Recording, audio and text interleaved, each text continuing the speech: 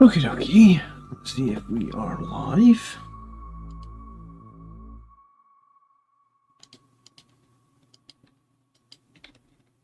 It says we are live. You never really know with YouTube till someone's here and someone's chatting. Let's see. There we go, Phil. Hello. Dr. Kushla. Hello. How are you guys?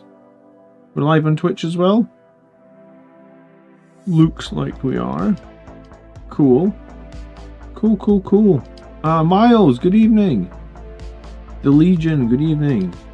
Alright, it's gonna be a different stream tonight. We're gonna look at all the horrible lists I need to play against this weekend. Or maybe not. Maybe I won't be playing against all of them, but we're gonna play against some horrible lists, right? What horrible lists shall we face this weekend? I should have probably put that graph up that I put in the thumbnail, huh? 1 second then, let me get that graph. Miles made me a super useful graph. Hello, Ben. No problem, Phil. Phil will be in and out. Right, where's this graph?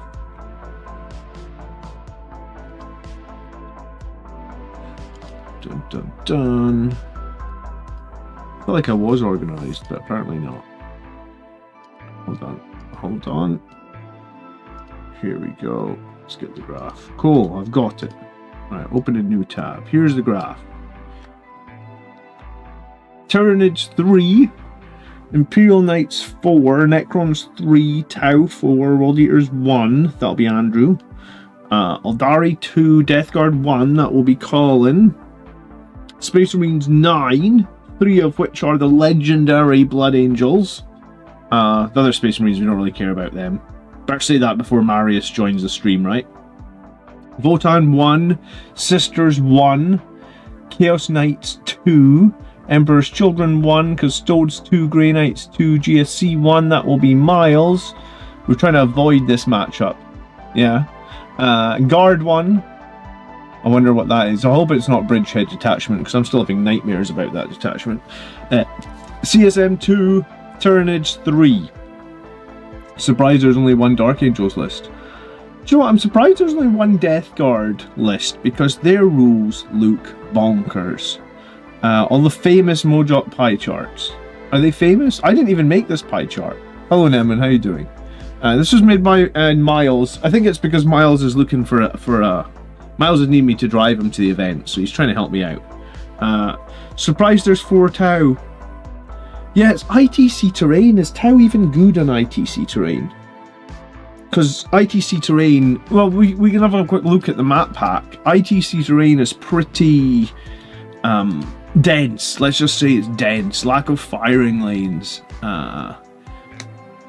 Mission 1, Linchpin, Fog of War. Firing lanes on this one are very difficult, actually. There's a couple of small corridors through the middle. Mission 2, Scorched Earth. Again, firing lanes on this one are very limited.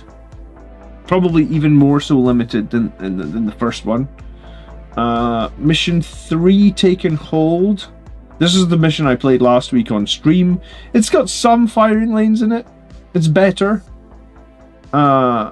Mission 4, Supply Drop. It's very similar terrain, slightly different. But I've played this before. This is also very dense, like very difficult for shooting armies to do well on this terrain. And then Mission 5. Oh, we're back on like so all these. See, I half wanted to take a squad of Desolation Marines, and sit them on my home field objective, and use plunging fire, but I just felt like it was gonna. There were these pieces of terrain in the middle actually are super limiting, and on this map, yeah, I mean like Desolation Marines up here, they aren't doing anything but with their indirect, right? Hello, Matthew. Good evening. I actually messaged you on Patreon the other day. I don't know if you saw it. Kevin says all these layouts are brutal for gun lines. Yeah, they are tough, aren't they? Like, I think I will be reserving 1 Vindicator tank in every game, possibly 2. Can your Land Raiders even move out? Just probably.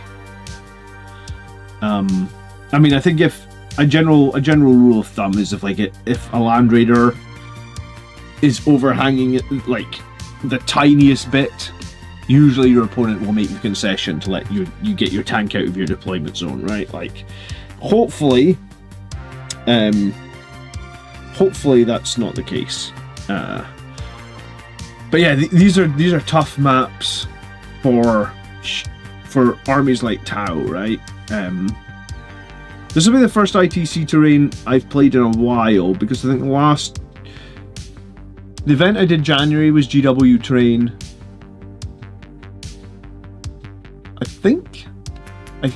I want to say the event that I did last summer was GW terrain. So maybe it's been probably like a year and a half since I've played ITC. Yeah, no worries, Matthew. I know what it's like being busy with the kids. Okay, so yeah, that's what we've got. So armies that I'm not familiar with are probably significant in this. I was actually thinking, like,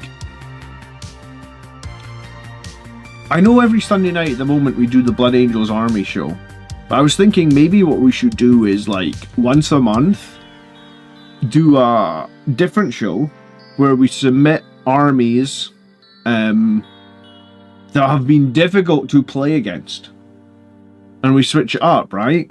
Like, it would probably help with the variety of the show, and it might help people when we have to come up against those armies that we don't know well enough. Hello Marius, good evening. Jack says, I really like the UTC terrain layouts. There is some, like, Blood Angels definitely do have some good staging points on this terrain, right? It's just harder with shooting, and I'm playing Angelic Inheritors, and I will be doing quite a bit of shooting with Angelic Inheritors. Ironically, the other two Blood Angels lists in this event are playing Liberator Assault Group. How the heck do I fit a Castellan in for my Blood Angels list? You just add a Castellan as the one shooting unit, and then fill the list up with Jump Marines, dude, is probably how you do it.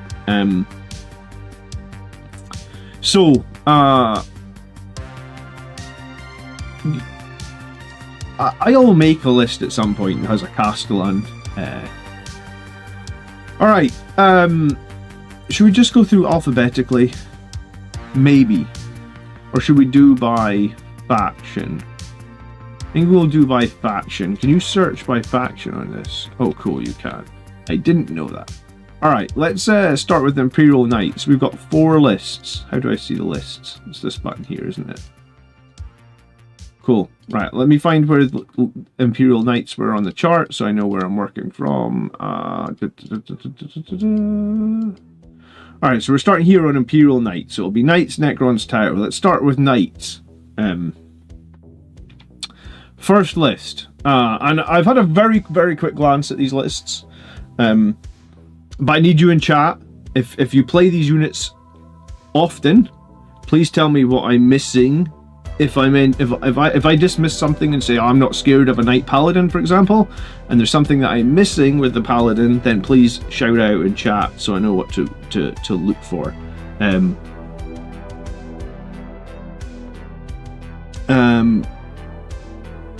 Hello, Go For It Painting.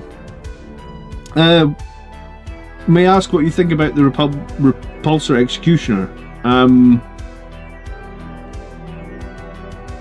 I think it's a tough unit to play because its guns are like, you want to be super far away to use its laser cannon, but it also wants to be a transport, which means you want to be close.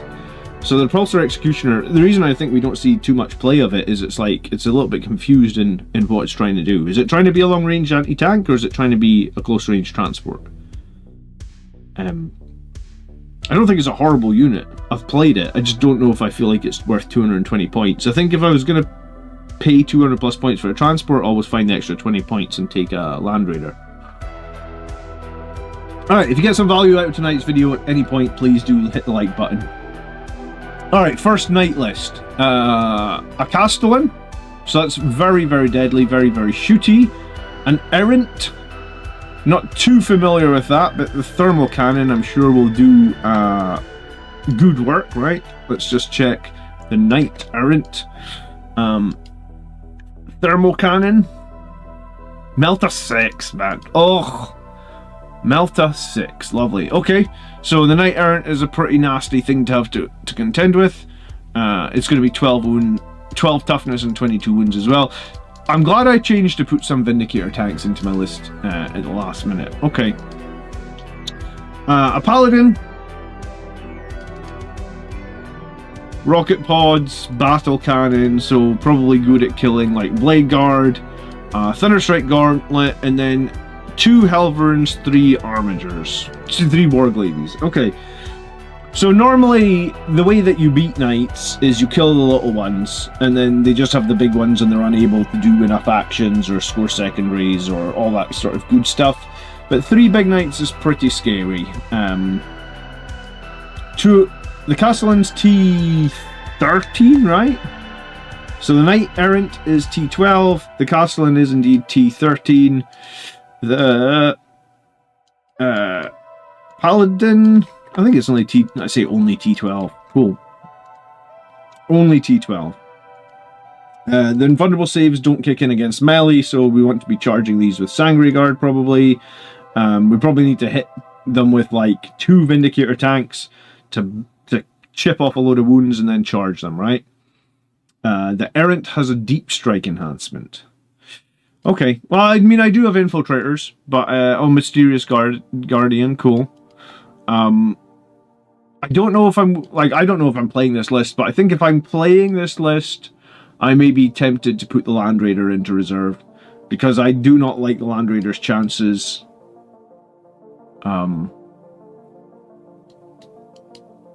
Against a Volcano Lance. You've done that to me before, Miles. Just shot my Land Raiders off the board with the Volcano Lance. It is a real problem for Land Raiders. So I'd have to probably take that out and then get on the board. Mind you, the Thermal Spear from the other Knight is pretty nasty as well. The thing about big Knights like this is, like, if you can drop 2 of them, that's literally half their list though, right? So,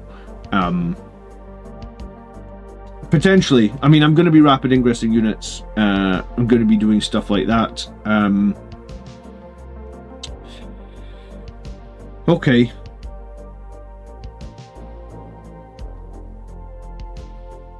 Five Knights and 3 big Knights. Interesting. Alright, that's Knight List 1. Knight List 2 is 4 big Knights and a single Helverin. Okay, it's got the Errant, it's got the Castellan, it's got a Warden. This is one with the Gatling Cannon. If I remember correctly, that Gatling Cannon gets a boatload of shots these days. Knight Warden. Ranged weapons. 18 shots, strength 6 minus 2, 2. That is a Marine killer if you have ever seen one. Jeez, oh. 18 shots at 36 inches, wow. The terrain being very dense may actually help in this matchup, you know that? So, alright, we've got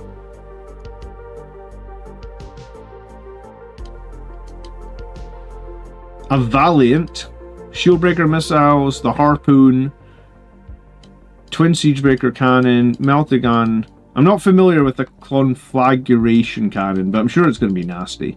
Can't decide what I like less, the 4 big Knights or the 3 big Knights. I probably think the 3 one, the previous list we looked at, is a little bit more scary.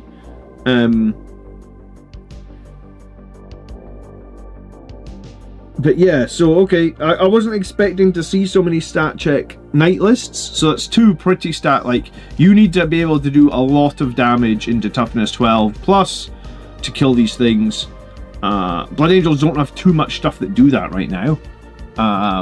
My list is going to be somewhat carried by Vindicator tanks and Hunter Killer missiles, and then finish them off with Dante, Sangre Guard, lethal hits, +1 to wound.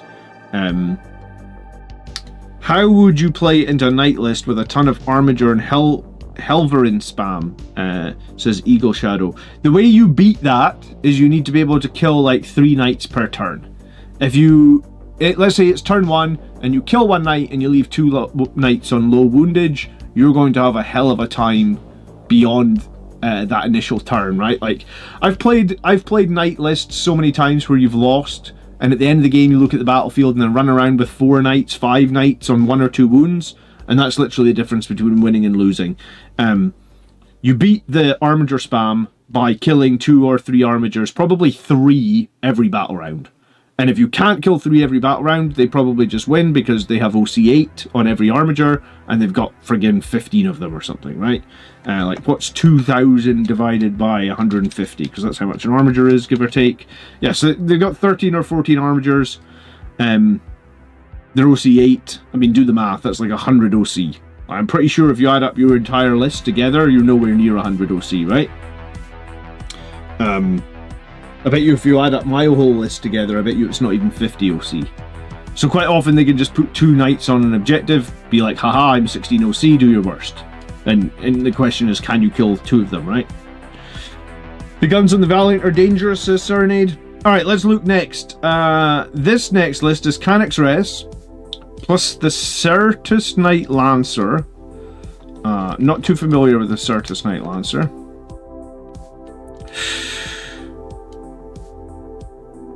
Shock Lance is not that exciting. His melee is going to be horrible though, isn't it? Yeah, sure. Okay, so it's got Strength 20 melee with AP 3, flat damage 8 and Lance.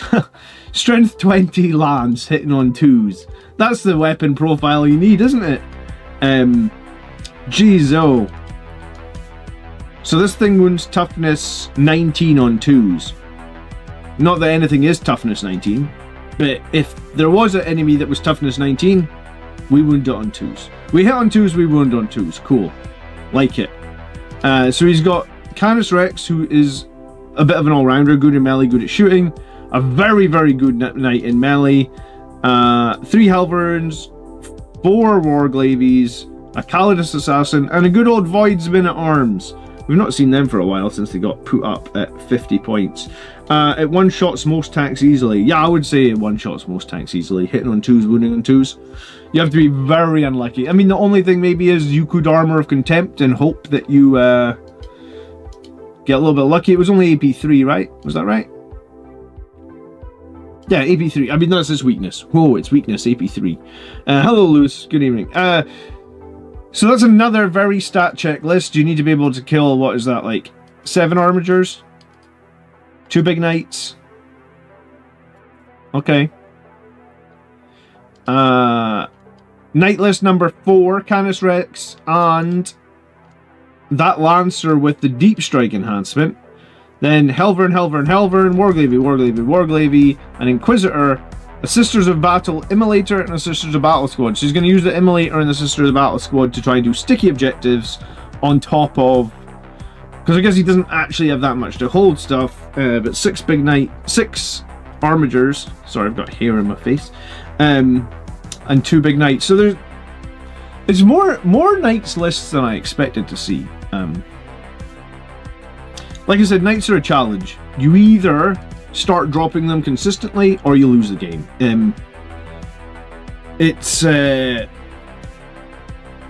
I played Chaos Knights at the GT in the summer, and when I played Chaos Knights at the GT at the summer, the unit that was clutch into that was Death Company with a Chaplain. So I just had 5 Death Company with a Chaplain. I had 2 squads of that, and that just gave you 25 Power Fists at Strength 10 with +1 to wound with reroll all hits and 5 Infernal Pistols. And that was super clutch. Just like, those guys will 100% kill 1 knight each turn. And even if they've lost a couple of guys, the Chaplain plus 3 Death Company will probably still kill a knight. And those guys probably just jumped around, probably between them killed 5 or 6 knights for whatever points that would be. 2 small Death Company squads, like maybe 450 points, probably killed 1,000 points of knights. Probably carried me to win that game. So obviously I don't have that now. So yeah, knights will be, if I play against knights, there's a good few difficult matchups there. Not saying we can't win. The train limiting some of the firing arcs will be big, but yeah, that'll be tricky. Okay, let's talk about Necrons. 3 Necron lists to look at. I have awoken. Hey, Philip, thanks so much for subscribing. I do appreciate it. I've got a new video coming out on Friday, by the way, and I've got a painting video coming out on Saturday, just so you guys know, in case anyone's wondering. We are looking at Necrons next. Catan Shard of the Deceiver, Catan Shard of the Nightbringer, Catan Shard of the Void Dragon, a Stormlord, the Silent King, a Transcendent Catan, and a Transcendent Catan. So, 5 Catan and the Silent King. Ugh, I just pooped up a little bit in my mouth. I don't want to play this list either. Jeez, oh. What is it? Like, this looks like, this looks like there's a lot of people running a lot of very nasty high toughness stuff that I don't know if I super well can deal with. Yeah, it's been a hot minute since I fought against Necrons. The Silent King was definitely a problem when I fought them last time.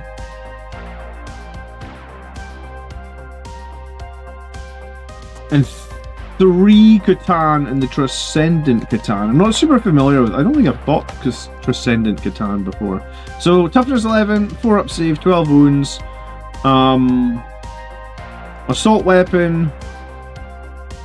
Pretty nice melee weapon. Each time an attack is allocated to the model, you've got 5 up, feel no pain, so realistically it's more like 16 wounds. Each time this model is set to advance, you can remove it from the battlefield. Alright, okay, cool. So, it's got an assault weapon, it can jump around. It can't be your warlord, it can't be given enhancements. 300 points. I mean, that in itself isn't the most horrible profile. It's pretty durable though, right? Like, you need to hit that with a lot of firepower to bring it down. And it's got half damage, yeah. So realistically, sorry, how does half damage factor against the 5 up feel no pain? So you hit it for 20 damage, it becomes 10, and then you feel no pain. So the half comes first. So the feel no pain becomes even more valuable? Because you're then feel no paining the half. Yeah, okay. Wow, yeah, so, I mean, it doesn't have the greatest offenses. I mean, it's not bad offense, right? 8 attacks hitting on 2s, strength 9, AP 3, d6 damage, sustained 1. Play around the Silent King, you want to take him down. You know, in one of the tournaments last edition, I thought the same thing, and then I killed the Silent King in 1 turn. Is he that much more durable than he was last edition, is he? Each men here? Toughness 10, 5 wounds? I feel like they used to have 8 wounds. Maybe I'm wrong. Maybe it was always 5. And then he's 16 wounds.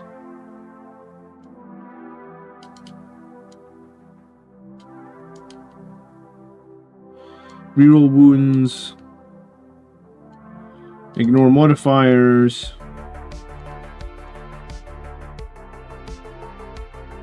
I mean, he doesn't seem any harder to kill than the Catan, right? Like, he's 26 wounds at T10. That doesn't seem much harder than 12 wounds, halving damage at T11 with a 5 up, feel no pain. I mean, you're not going to be hitting him with, like, AP 1 or 2, right? It's going to be the hardest AP you can do against him. Skill of Catan, you need mortal wounds. Grenades, cool. He's far more durable in this edition. What am I missing? Why is he far more durable? 26, like, it's 5 wounds on one men here, 5 wounds on the other, and then 16 on him? He doesn't have half damage.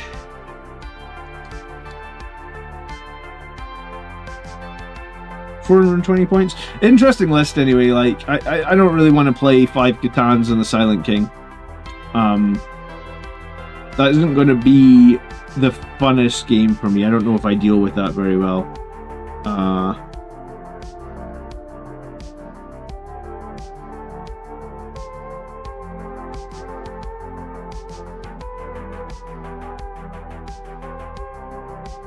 They use a stratagem to heal him and bring back the menhirs. Okay. Okay, next Necron list. Hexmark Destroyer, a Technomancer, and the Silent King. Canopek, Reanimators, Spiders, Wraiths, Crypto Thralls, Doomsday Arcs. Are the Doomsday Arcs still crazy swingy? Because they were much better. Yeah, D6 plus 1 shot, strength 18, AP 4, blast, heavy. I mean, they're pretty nasty for 200 points. Toughness 9, 3 up, 14 wounds, 4 up invuln. They're a transport as well, right? Or not, this isn't the transport version.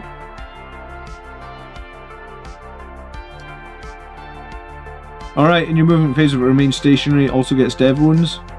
Yeah, they're pretty nasty, the Doomsday Arcs, man. It comes down to firing lanes, right? Like, this isn't the greatest terrain set for firing lanes. Flayed ones, Locust Destroyers, and a Tesseract Vault. So the Antimatter Meteor is actually, like, it used to be a power. Now it's just a weapon, is it? No. What's the Antimatter Meteor? It's an enhancement. I'm not familiar with that.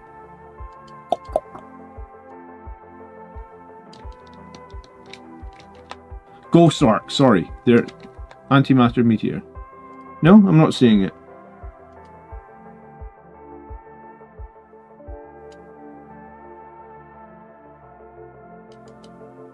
It's still...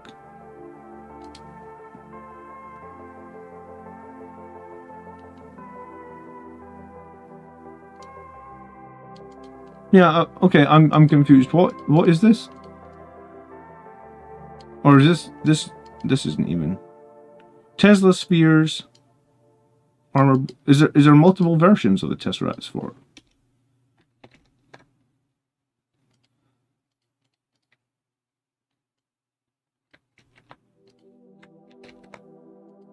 No. It looks like it's got different weapon options. I guess maybe this website isn't updated with all.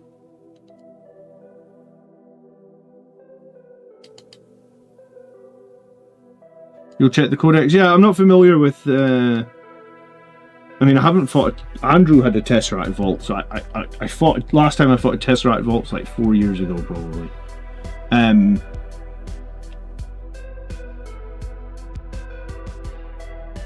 So hide from the Doomsday Arcs. Worry about the damage output of the Silent King. I think it's a Catan weapon, yeah.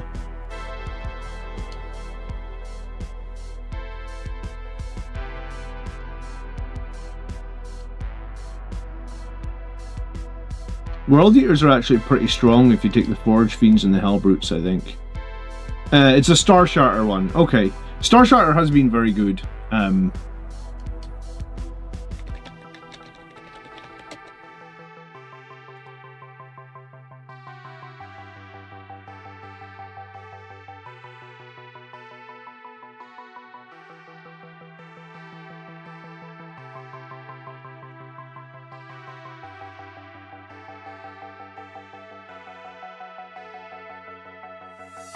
The last event of that was actually won by Star Shatter. Okay. It's D6 plus 3 indirect, blast, devastating, strength 10, minus 3, 3. Wow. Lots of people have really nasty 3 damage weapons these days, don't they? And they can move through... excuse me. Their vehicles can move through walls with a strap.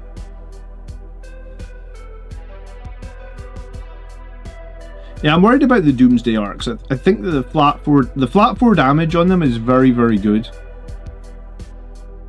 I kind of wish Space Marines had something that had flat 4 damage. Alright, let's move on. Another Necrons list. With a Catacomb Command Barge, a Hexmark Destroyer, a Stormlord, a Scorpic Lord, a Technomancer, and the Silent King. He's in every list. A Canoptek, Reanimator, Wraiths, 2 Doomsday Arcs again, Flayed Ones, Destroyers, and Stalkers. Okay. I don't see the Orb of Darkness anymore, but maybe they changed what that was. And what detachment is this? Oh, so were all three of them Star Shatter, or is that what it was? God, I hate it when there's just one strong detachment and everyone has to take it. Star Shatter, Star Shatter, Star Shatter, okay. So everybody's using Star Shatter. Alright, so I need to read up a little bit more with Star Shatter. I actually haven't played it, I just know it won the last event. And it has some crazy good stratagems, right? Where was it? Star Shatter. I think they made one of the stratagems 2 CP or something. Alright. So they've got a reactive move just after the enemy has shot. They've got an auto 6 advance. They've got a -1 to wound in the shooting or the fight phase. Oh, right. That'll be why people are saying you can't kill the Silent King. Okay, okay.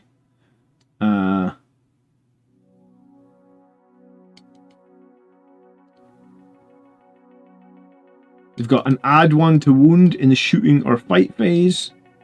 That's very good. Does not even like make it. Does not even lance. It's just fuck it, +1 to wound. You can move through terrain, and then you can activate your reanimate. Yeah, that. I think I will have trouble with all 3 Necron lists. A little bit of inexperience against Necrons, and they just all seem very strong. Ow!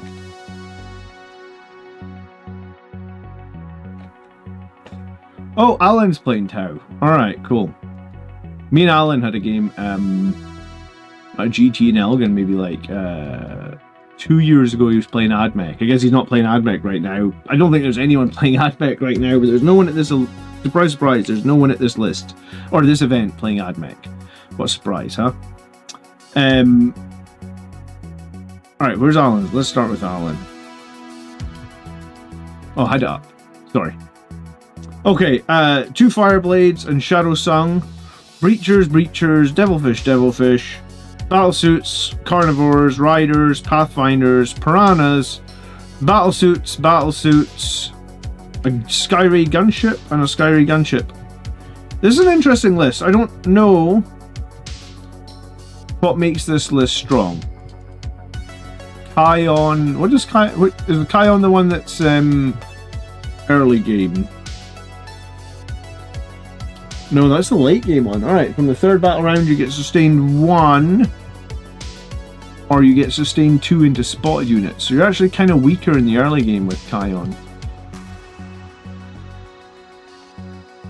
Breachers, Breachers, Devilfishes, Battlesuits, Pathfinders, Piranhas.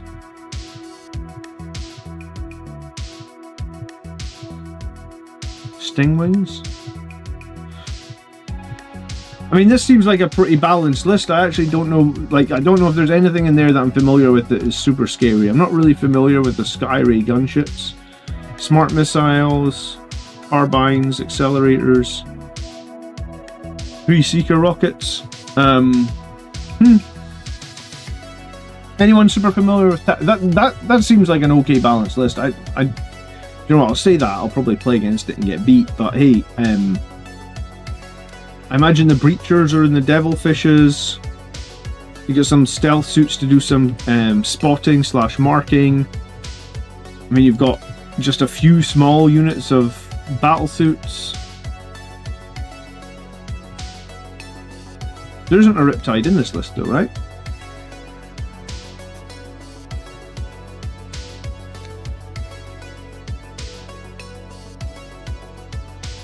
These guys have the devastating wounds, right?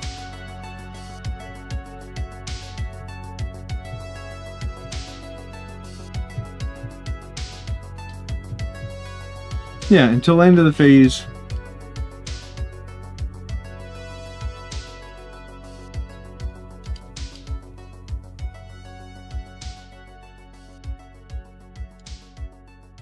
I mean, maybe it's the devastating wounds overcharged battlesuits.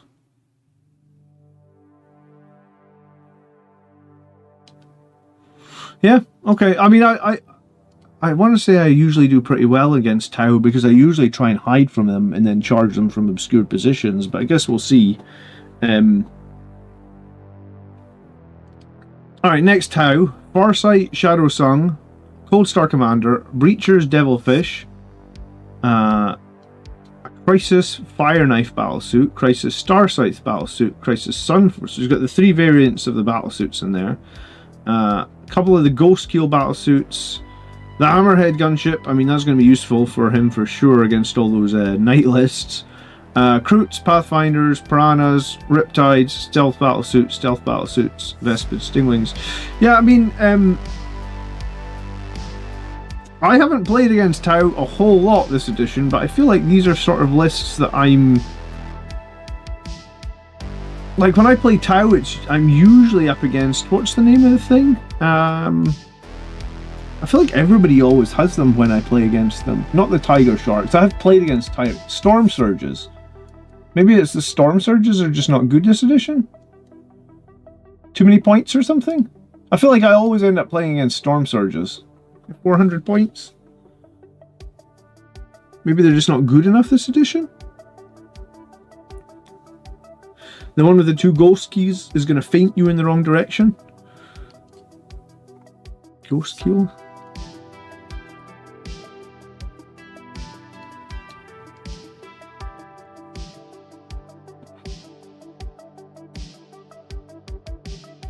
I mean, I think when I do charge them with Sanguinary Guard, I will start killing them pretty fast, because I can probably get my wound rolls pretty decent, and they're not going to love AP3, that's for sure.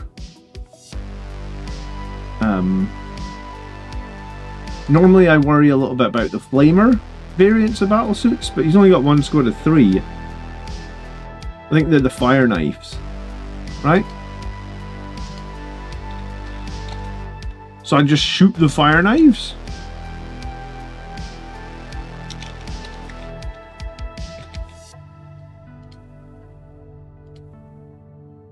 Oh no, they're not the Fire Knives. Which is... No, there is one that's the...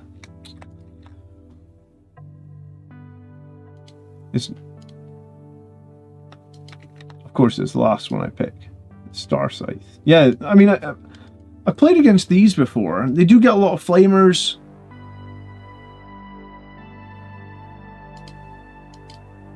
Yeah, okay. I mean, I feel like Tau is probably a decent matchup for me. Let's move on to the 3rd Tau list.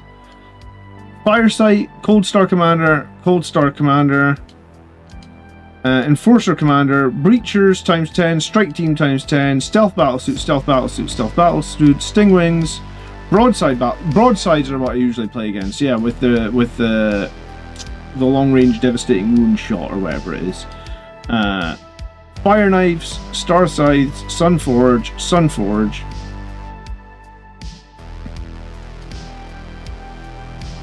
Ghost Keel, Piranhas.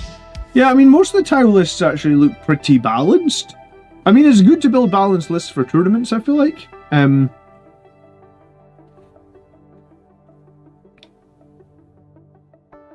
Yeah, I mean, I've played that. They can reallocate. Or you can relocate. Alright, fine. I was going to say, this last one's called Retaliation, Cadre, and Triptide, baby. I guess we're going to see a lot of battlesuits, because I think this is the detachment that benefits battlesuits. Okay. Farsight, Battlesuit Commander, Enforcer, Darkstrider, Strike Team, Battlesuits, so the 3 variants again. The Ghost Keel battlesuits, the Hammerhead, the Carnivore, 3 more squads of Riptides, Stealth Suit, Vested Stingwings. Yeah, I mean, a lot of the Tau, I don't want to say they're predictable, but They are going to have their stealth suits forward. They are going to be trying to mark stuff. You could potentially pick those off, and then you rapid ingress and kill the biggest, nastiest targets. I think I'm okay into Tau. World Eaters, I mean, we'll look at the list very quickly. I wouldn't advise copying this list, though. It's pretty bad, right? A Demon Prince of Karn, and a Juggernaut. The Juggernaut will lead 10 Berserkers. The Chaos Spawn ×3, very powerful advance and charge scout move. 8-bound ×2. Forge Fiends ×3, all armed with those blast ectoplasm cannons. 3 Hellbrutes to do the multiple fights per turn nonsense, and then a squad of Jackals. This is a win at all cost list if you have ever seen one in your life. I think I'll do okay. I actually think he's going to really struggle into those big knights, because the only thing he's going to have against the big knights is the Hellbrutes. So suppose if the Hellbrute can bring down a toughness 13 knight in one round of combat. I don't think it can, right? I don't think it's got enough attacks. I know the Hellbrute's just got the rules updated today, or they just got, so I don't know if this website will have the latest Hellbrute.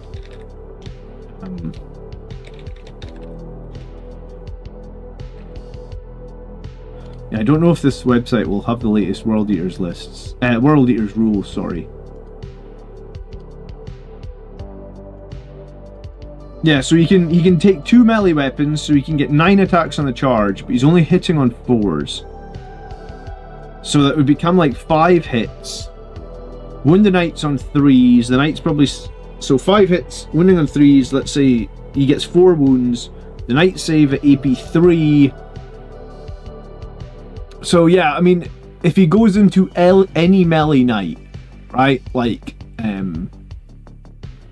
Canis Rex, or any knight that's got like a dedicated melee arm, he'll take about half its wounds and then the knight will kill him, which is going to be a problem because he's got nothing else that's going to be effective against toughness 11 or above, right? Damage d6 +1 with the hammer, yeah, but I think you've got to think about averages, right? So like even if by some miracle, let's say he gets 5 through, like, he wounds successfully 5 times and the opponent fails all 5 saves, the average of d6 +1 is 4.1. So even if by a miracle he got 5 through, which I think is really low chance, because he's only statistically going to get 4.5 hits before you've even taken in wounds and saves. So yeah, I think it's a marine killing list that he's got. Like, it's gonna blow up marines, sure. If you've got a lot of strength, toughness 10 or less, you're gonna get wrecked by this list. If you're over toughness 10 and you've got those big, like, I think those stat check knight lists are going to be an absolute nightmare for him to deal with. I actually don't think he can deal with it, because he sends in a Hellbrute, they kill the Hellbrute. Even if he shoots all 3 plasma ectoplasms at a knight, maybe he kills 1 big knight, but then the other 2 big knights just go to town on his army. Does anyone know when to expect the rules update on the new recruit app? I'm not familiar with the new recruit app, I'm sorry.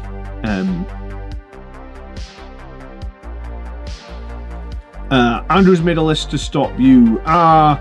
Andrew probably plays me too often, yeah. I mean, his list is very, very good at killing Marines, Marius. You will have a potential real problem against that as well. But,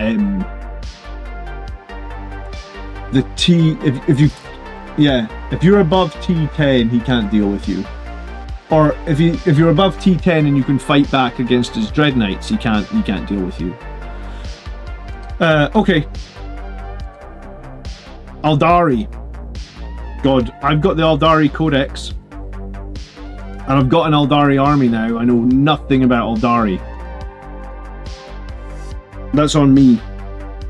Alright, an Avatar of Cain, a Death Jester, an Elrad Ulthran, a Shadow Spear, a Solitaire, a Troop Master, and another Troop Master. It seems like a lot of characters, but Troop. Starweaver, Starweaver, Starweaver. So a shitload of shuriken catapults, a shitload of guys inside them. A falchion, a Skyweaver, which is the haywire stuff. Oh, haywire! I don't like haywire.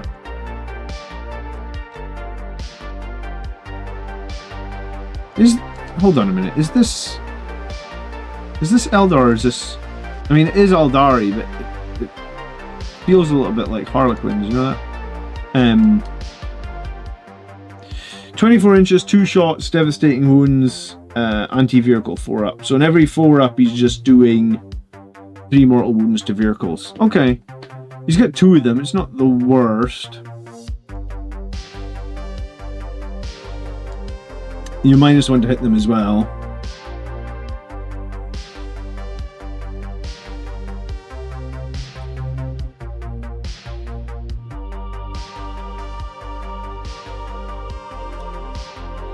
Yeah, Harlequin list with haywire. Trying to think how much damage that statistically does. It's like 12 devastating wounds to vehicles every time that unit fires. Something like that. For 190 points, man. I mean, I wish we... 12 devastating wounds to vehicles. That's... maybe not quite 12, because you've got to hit as well. Still, a lot of dev wounds coming out of those Starweavers, and then a crap load of shuriken catapults. So I assume there's going to be some fusion pistols in here as well. Yeah.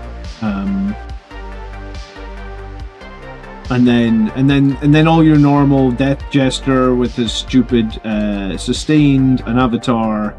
No D cannons though, so that's nice. Yeah. So the strat for the tournament is hope that Andrew and Colin for the first round. First round is drawn, dude. I have a mirror match. I'm playing Blood Angels. We'll get to that list. Next up is another Aeldari. We've got the Visage, Urain, an Autarch, and an Archon. Alright, Kabalite Warriors times 10, Fire Dragons, Howling Banshees, Warp Spiders, Incubi, Shroud Runners, Sky Runners times 3, Wraith Lords times 3, Wave Serpents. I'm actually not too familiar with the Wraith Lord. It's like yeah, I'm not super familiar with the Wraith Lord. It's like the little... hell is a Eldar Wraith Lord? Alright, okay.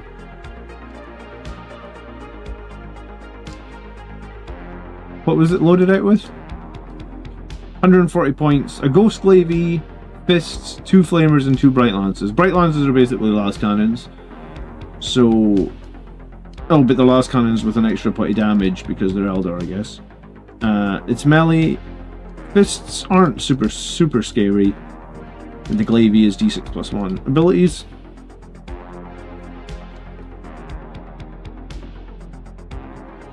Against infantry, monsters, mounted, or vehicles, reroll 1s. Okay.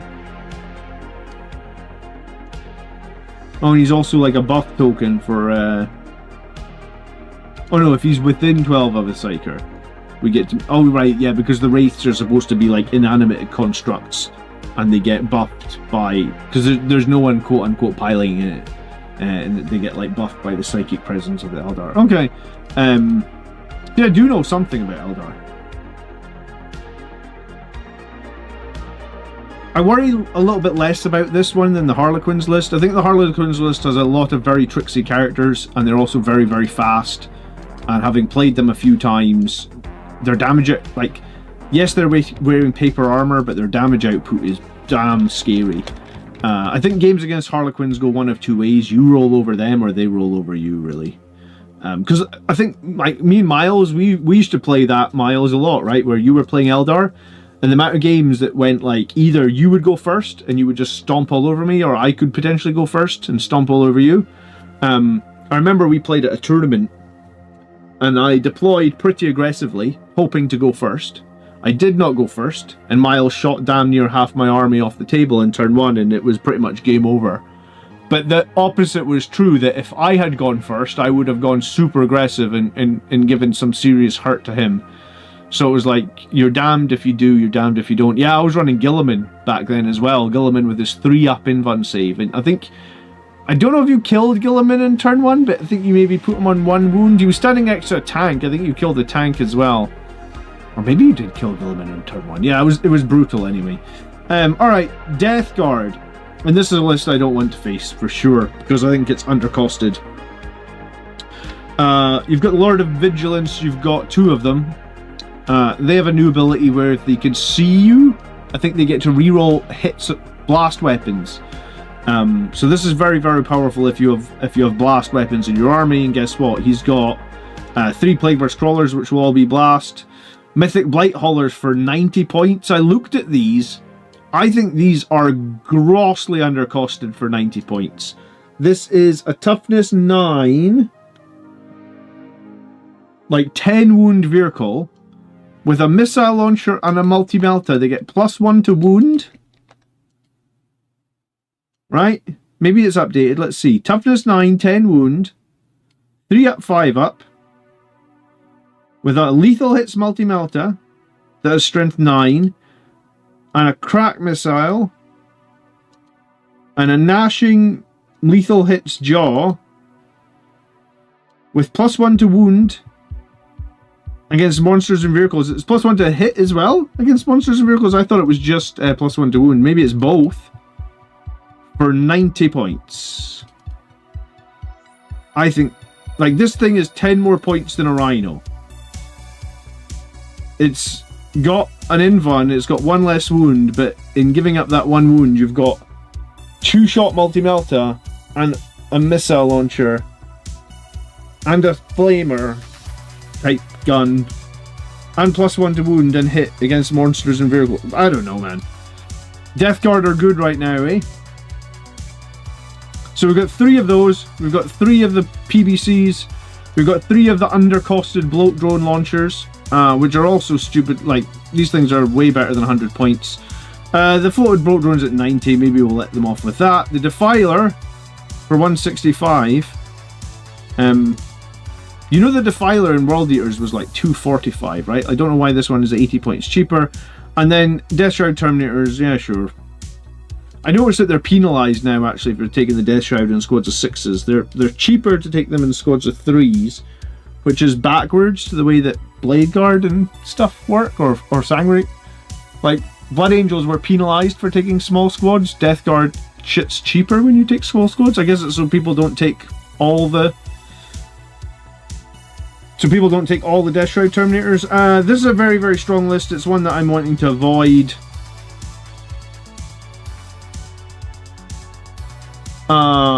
I feel like he can deal with the Knights lists that we looked at.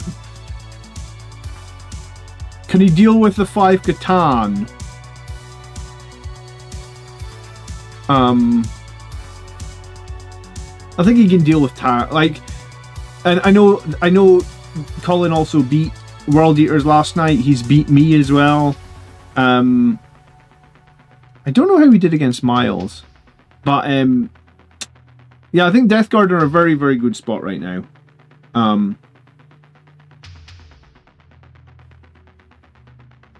What are the other gang playing right in first round? I don't know. Andrew is playing CSM. We'll get to that list. Colin is playing Space Marines. We're about to come on to Space Marines. Miles is playing... Can't find him. Nids. Alright, yeah, I think there's going to be some horrible Nids lists here as well. Let's, like, Space Marine lists then.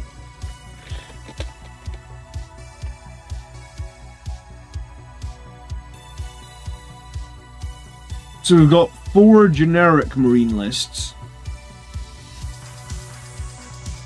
Night, Colin, thanks for tuning in. I'll see you Saturday.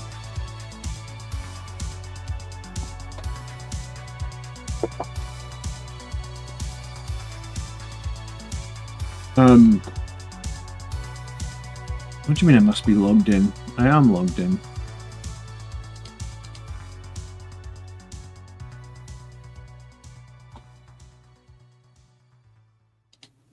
What? That's weird.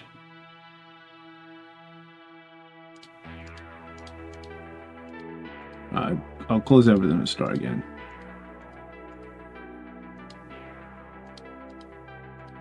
Alright, Space Marines.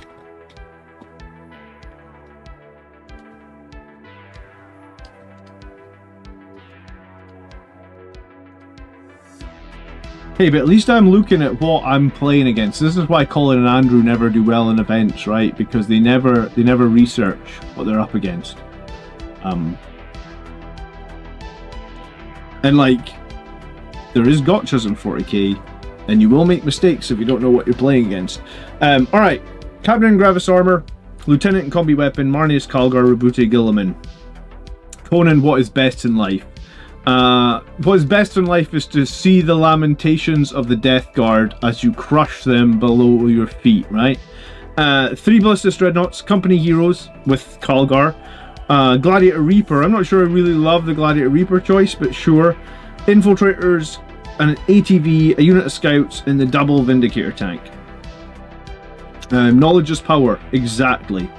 And I think if you want to win the GT, which I think is super fucking hard to do, by the way, because I've been playing competitive 40k now for like 10 years, and I've won one. Well, I've won one solo event and one team event, and I feel like in the team event I was with Miles, who is an amazing player, and I was with Gav, who's an amazing player. So like, yeah, sure, if you're in a team event with 2 amazing players, you can win a team event, right? Like, I don't know if I really contributed to us winning that team event all that much. But yeah, I think if you want to win a GT, you need to do this. As painful as this is, and even me looking at this right now, it's obvious there's holes in my knowledge. But like, sometimes you'll need a bit of luck at the tabletop, because there will be holes in the knowledge. Unless you're someone that's going to buy every codex and spend every night of every evening reading about Warhammer 40,000, and like, for me that just isn't. I mean, I like to be competitive, but I don't like to have it consume my every waking moment, right? Like, I'm a weekend warrior. So, I think I would love to play against Ultramarines. I don't know what's good at Ultramarines. I'd like to get my Gilliman back on the table. But Company Heroes with Calgar, I'm actually surprised you didn't bring a transport. But okay. 2 Vindicators, 3 Ballistus Dreadnoughts, Gilliman to do some melee, doesn't seem too bad. The Reaper is apparently an Overwatch and infantry killing machine. Oh yeah, and you can give it AP1 because of your Gladius detachment. Okay, another Gladius. Apothecary, Chaplain in Terminator Armor, Librarian in Terminator Armor, and Gilliman. So another Ultramarines going Terminator heavy, looks like. Heavy Intercessors, regular Intercessors, Ballistuses, Blade Guard, Hellblasters. That's a 10-man Hellblaster squad. Who the hell is... Probably with the Apothecary then? Oh right, Fire Discipline. I thought Fire Discipline got nerfed. So what is a 10-man Hellblaster with Fire Discipline going to be doing these days? Oh look, Colin's come back! Yeah, he's come back to say that I'll never win a GT as I end up getting wasted drunk on Saturday night. Well, and you do your homework, Colin. So you don't know what these fucking 10 Hellblasters with Fire Discipline are going to do. 1 unit from your army that has not been selected to shoot until the end of the phase. Your models in the unit have Assault, Heavy, and ignores cover. Well, Hellblasters already have Assault and Heavy. So it's just ignore cover on a 10-man unit of Hellblasters, and you've got an Apothecary, so you're bringing one back to life every time. Yeah, they already have Assault and Heavy, but yeah, so use Gilliman's Oath of Moment. Oh, and you've got +1 to wound from Gilliman's double Oath of Moment. Okay, so you've got 20 plasma shots, Strength 8, AP 3, ignore cover, +1 to wound, rerolling all hits, and then every time anyone dies, you 3 up, you shoot again, and then you revive them. So, big unit of Hellblasters there with shenanigans. A Redemptor Dreadnought, the Executioner, 2 smaller... I was actually expecting bigger Terminator squads. So a Chaplain Terminator squad and a Librarian Terminator squad. The Honor Veamount. I can't remember what this enhancement does. Alright, it gives him more attacks and more strength. While he's in the Assault Doctrine. Okay. That's an interesting Ultramarines list. It's going to try and be carried by that Hellblaster squad. The Hellblaster squad do not fit inside the Repulsor Executioner. Yeah, I mean, I might have run in a regular Repulsor here, so I could have... They have no transport, they will die to PBCs. Yeah, well, they will die to Plague Burst Crawlers, I guess, Colin, you're right. You'll just revive them with Apothecary, though, so I mean, there's something to be said for that. Alright, that's an interesting list. The Overwatch is strong with that as well. I need to have a look at Guilliman's stats before this event. It's been a while, but I'm remembering him having like 14 sweep attacks. Is that right? Yeah, 14 sweeps with dev wounds. Nice. Okay. And he still comes back to life on a 3-up with 6 wounds remaining. Okay. Cool. Alright, next Ultramarines list. Gravis Captain, Phobos Librarian, Lieutenant with Combi Weapon, and Guilliman. Assault Intercessors with Jump Packs, Ballistus Dreadnought, Reaper, Inceptors, Infiltrators, Invaders, Scouts, Stormspeeder, Hammer Strike, and then double Vindicator tank. Alright, so the Hammer Strike's going to script the cover, you get the double Vindicator tank, you've got Guilliman again, you've got a lot of like indeterminate stuff there, Bolter, Inceptors, Infiltrators, Scouts. Yeah, I mean, Bravo Strike Force, expecting quite a bit of heavy lifting from Guilliman in the Vindicator tanks, right? Hollow Grain of Truth, you have to somehow get the Hellblasters. Yeah, I mean, you probably Rapid Ingress a squad to get rid of those Hellblasters, right? That's the thing though, like, if you hit them with like AP3 Sangre Guard, 20 attacks, you're probably going to wipe the whole squad, right? Hadley, good evening, hello. Alright, the fourth Ultramarines list is a Vanguard list. We've got a Biologist, we've got Calgar, we've got the Lieutenant with Combi Weapon.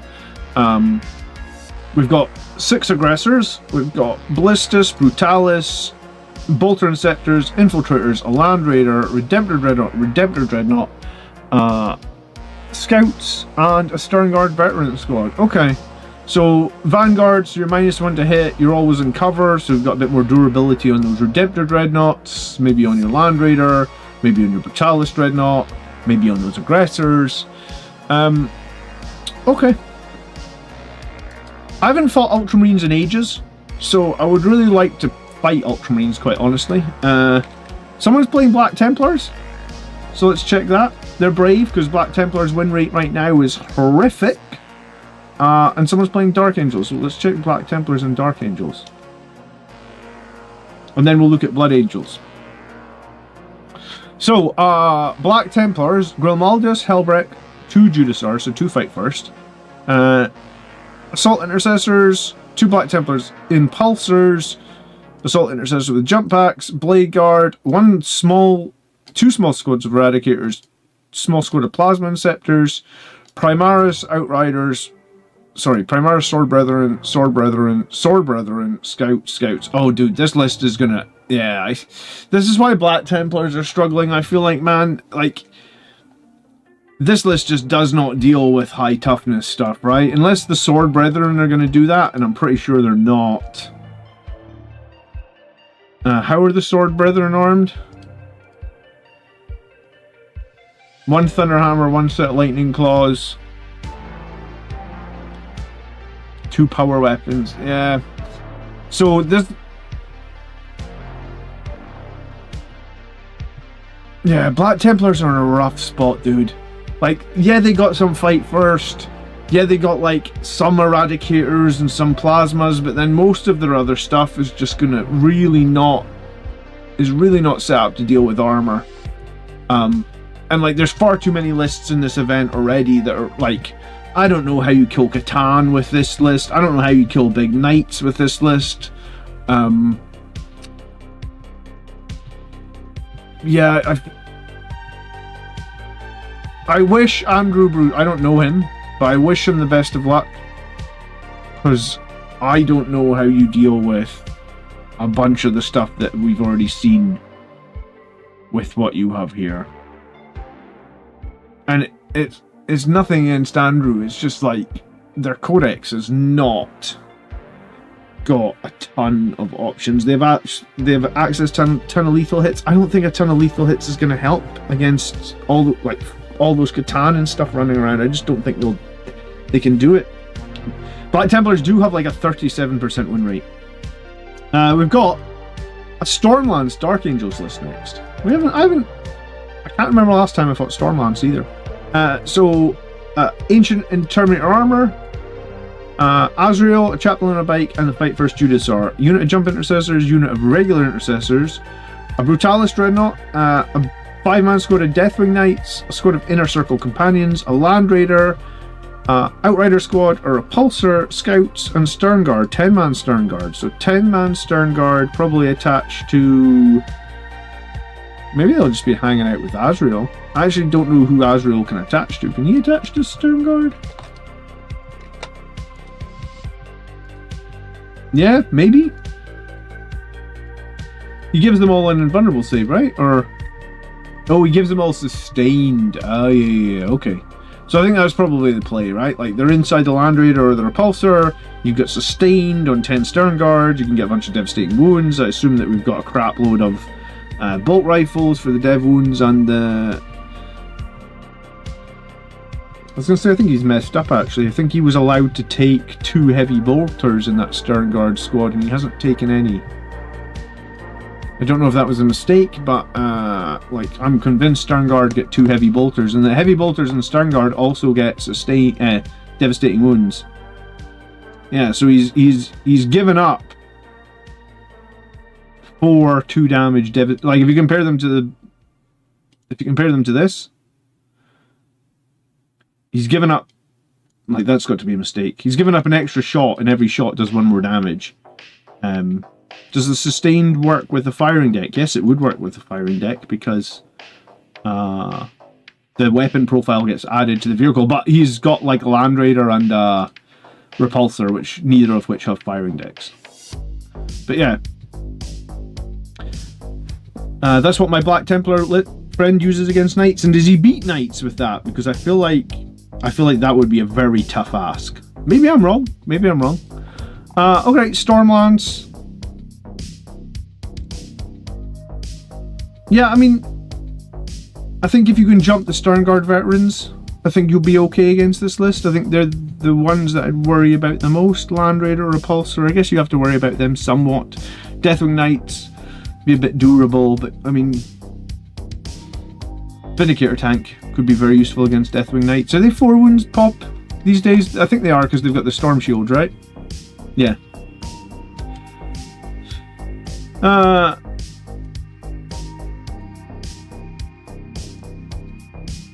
-1 damage. So if you're going to commit into the Deathwing Knights, you need to commit big time.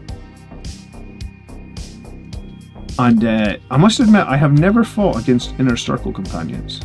30 points a model, are they good? Toughness 4, 3 up save, 2 OC, -1 to wound when led by a character, add 1 to hit when led by a character. They've got a 2 damage sword or a sweep, heavy bolt pistol. Okay, I mean, they're not too bad. Yeah, okay, not too bad. Alright, so that is, we're getting through a bunch of the Marine lists. We are now looking at 3 Blood Angels lists.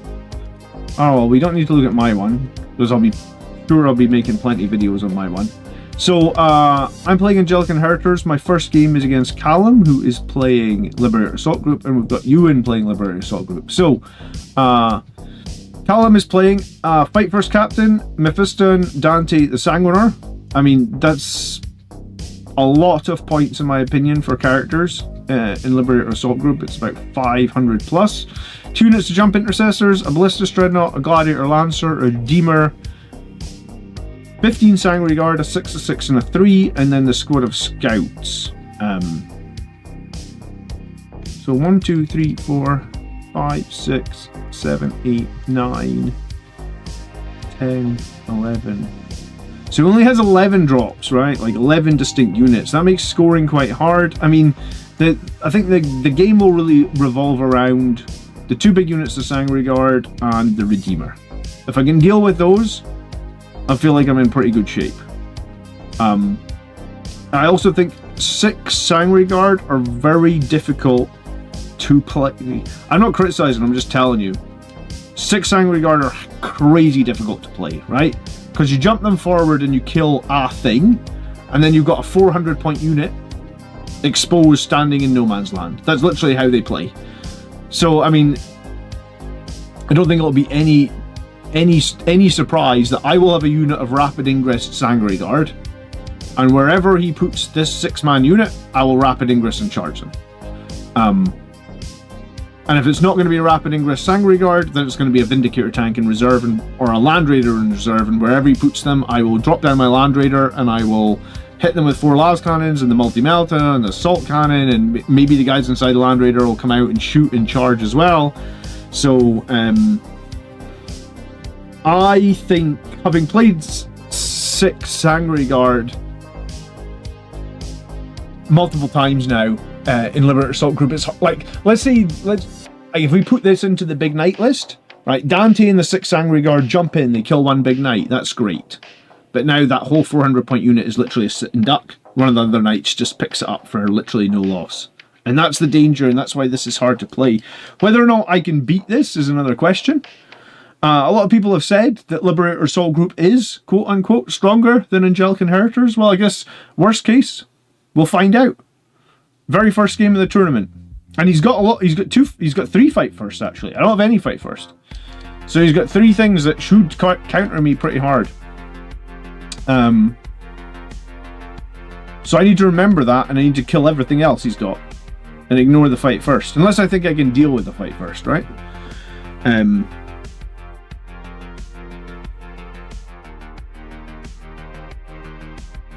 But yeah, I mean, I'll have some vehicles in reserve, probably. I'll have some Sangre Guard in reserve. So we'll see. I think it's very, very hard to play Sangre Guard. My list might not be the most efficient at killing them, but it will be interesting. I'm trying to think, like, statistically, how many Sangre Guard Angelic Inheritors Dante plus 3 will kill. I normally don't often have to do that, right? But it's like 20. I have 20 attacks. He's going to make me -1 to hit. Dante's going to make me +1 to hit, so it just averages out. So I hit 77% of the time. Maybe slightly more, actually, because I reroll 1s and Dante still hits on 2s. So say, like, I hit 80% of the time. I could play my lethal hits. I could play +1 to wound. So if I play +1 to wound, I wound 77% of the time again. And then he's on his 4-up. So my Dante... my Dante and 3 Sangre Guard will only kill like 2 Sangre Guard. Yeah, so I mean, but here's the thing, there's a lot of other armies in this meta that have flat 3 damage, and I think big units of Sangre Guard are super vulnerable to flat 3 damage. So I might not be the best army for dealing with 15 Sangre Guard. But we'll see, we'll see. I've got 3 extra drops than him though, so that's the question, right? I can use my extra drops maybe. And he also doesn't have infiltrators. So his screening is going to have to be on point. Can he screen effectively when he spent... what's that? Like 650 points on Sangre Guard, 500 points on characters. Can he screen with 1100 points in just like those 7 things? Maybe, right?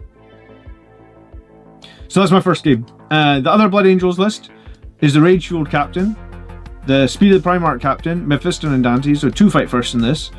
Assault Intercessors, Intercessors, Jump Intercessors, Ballistus, Lancer, Infiltrators, Outriders, Small Unit Sangre Guard, Scouts.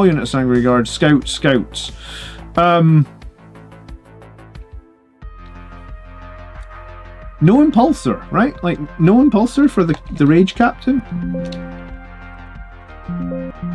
Yeah, Yeah, I think that's the wrong. I think the Rage Captain needs an Impulsor, because I think if you don't have the Impulsor, I am just 100% going to either shoot that unit or Rapid Ingress that unit, because that Rage Captain is too scary to ignore, and that's why you put him in the Impulsor.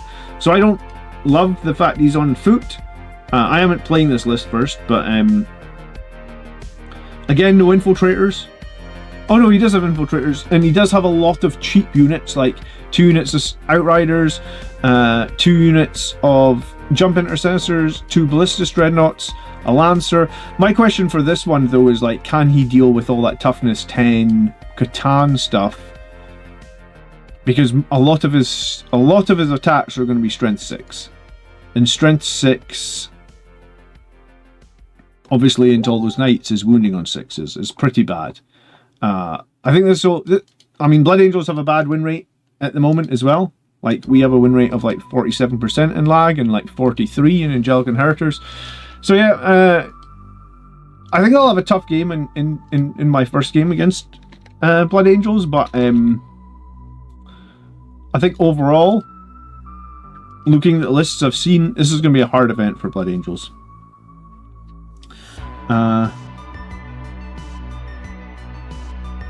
Nobody wants to drop money on firstborn tanks, dude. They're all going to Legends. I literally had to go and ask one of my friends if I could borrow a firstborn Vindicator tank today for the event. Because I you know, my laser destroyer is a bit of an odd size. Alright, Votann next. It's been, I was going to say, my last game against Votann was a victory, and it was in my GT run last summer, so an Iron Master, and then that champion. Hearthkin Warriors, triple Sagittaur. I was going to say we're going to see a lot of Sagittars.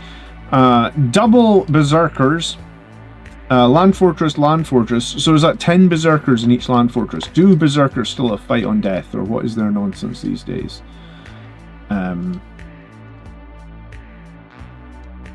Yeah, 4-up fight on death. So he's got 10 of the Berserkers. They're somewhat hard to kill with a 5-up Feel No Pain, T5, and they're pretty nasty in melee, right? Yeah, flat 3 damage. Okay, yeah. So they're the Sangre Guard killers.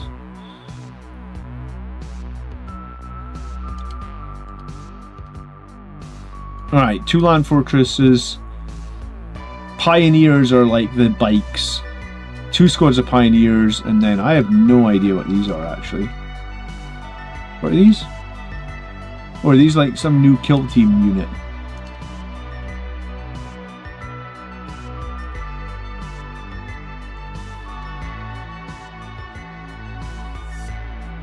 Yeah, I don't know these guys at all.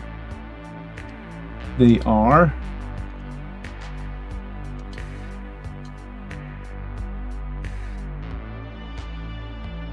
they're like an action unit. 90 points. And they got a couple of okay guns, a couple of very average melee. Okay, did I win a GT? Yeah. And one day I'm gonna win 2. Just I don't think it's gonna be this weekend.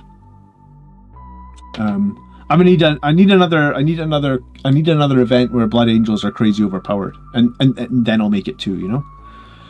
Their infiltration unit. Okay, so Votann are, I don't want to say they're predictable, but you've got 2 Land Fortresses, which are basically 2 Land Raiders, full of like very tough melee guys with fight on death, and then you've got a bunch of like warriors inside those little transports. Those little transports are actually very good because, if I remember correctly, they have basically like a las cannon that has sustained hits, and they're cheap. Yeah, they basically have a sustained D3 las cannon, and they're like 115 points. So you have to deal with them as well. Okay, Sisters. It's been ages since I fought Sisters. Used to be like Adeptus Sororitas. It's been ages since we've fought these guys on the channel, isn't it? Canoness with Jump Pack, Hospitaller. I don't know what this is. And Morgan Val. Junith Aritia. It's not a character I'm familiar with. What the hell is it? Oh, it's like some flying battle sister. Okay. What's her rules? Good, bad. She's got a flamer. She's got like a mace. Oh, so you can discard miracle dice to get command points. And you can make a unit a little bit harder to kill. Okay. Sure. A battle sister squad. Double rhino. Acroflagants in units of 3. Sacrosanct, Warsuits, sorry, 1 unit Warsuits, Repentia, Calidus Assassin. Okay, so a bunch of Repentia, a bunch of Sacrosanct, so the Acroflagants are kind of a melee unit as well. So it's like a melee sisters list with a bunch of Hospitalers probably trying to bring people back to life. 1 unit of battlesuits. It doesn't look too scary, and I also worry how it's going to deal with likes of that 5 Votann list, because that will be somewhat difficult for it to deal with. Okay, the next one is Chaos Knights. I can hardly even read that colour. Chaos Knights. Please don't tell me it's like 4 big knights again. I'm not ready to. I'm not prepared to deal with 4 big knights. It is 2 big knights, a despoiler, 2 despoilers, and then 3 brigands, 3 carnivores, 4 units of cultists. Okay, I mean the units of cultists are actually kind of cool because it gives you action points. So 2 big knights, 3 brigands, 3 carnivores. Slaughter claws are very scary. Chain cannons on the brigands, multi-launchers, meltas. Yeah, okay. It's not super horrible. And then 3 big guys is the next list, which is a Tyrant, which I believe is the equivalent of the Castellan, a Rampager and a Despoiler, and then 5 carnivores. Okay, wow. So that list tells you exactly what it's doing. So it's going to charge you with all these carnivores while these big knights try and shoot you and do actions. And I guess this one is kind of charging as well because it's not doing a lot of shooting. Okay, so 5 small knights and a big knight in your face. Yeah, Chaos Knights seem okay. Emperor's Children. I am not familiar with Emperor's Children at all. So Demon Punch of Sunlesh and Fulgrim. I'm gonna have to look at Fulgrim. I'm assuming he's somewhat nasty. For 385 points, you would assume so. So he's got Sustained Hit Launch, he's got Sweep, he's got 6 attacks, a Snap profile, or Strike profile, and then extra attacks. What's his abilities?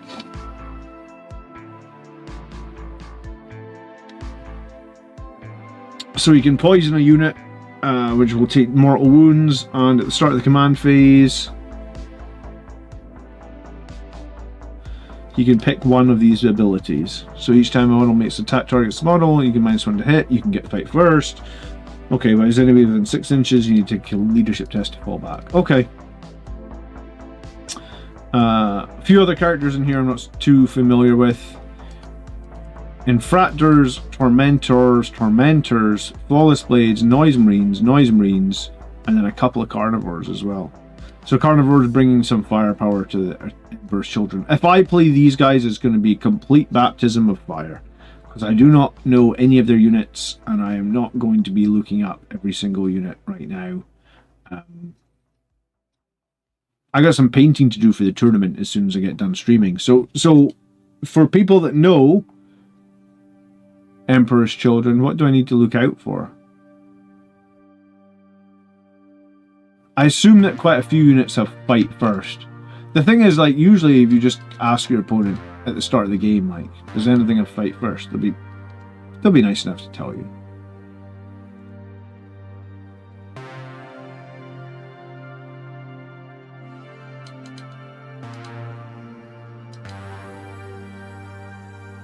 I've heard the Noise Marines are quite good.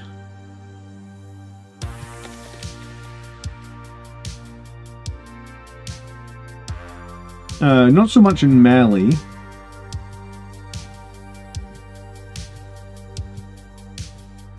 Blaster Masters, that's what you want, isn't it? How many Noise Marines gets a Blaster Master? 2 Noise Marines get Blaster Masters. Yeah, I mean, that's pretty nice. 6 attack, strength 10, EP 2, 3 damage. What's their army rule? Good question. What is their army rule? Peerless Bladesmen. Sounds like close combat, doesn't it?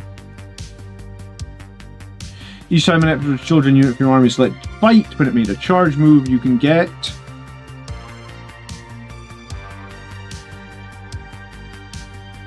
lethal hits and sustained hits. Well, you choose one. Look up demonic patrons.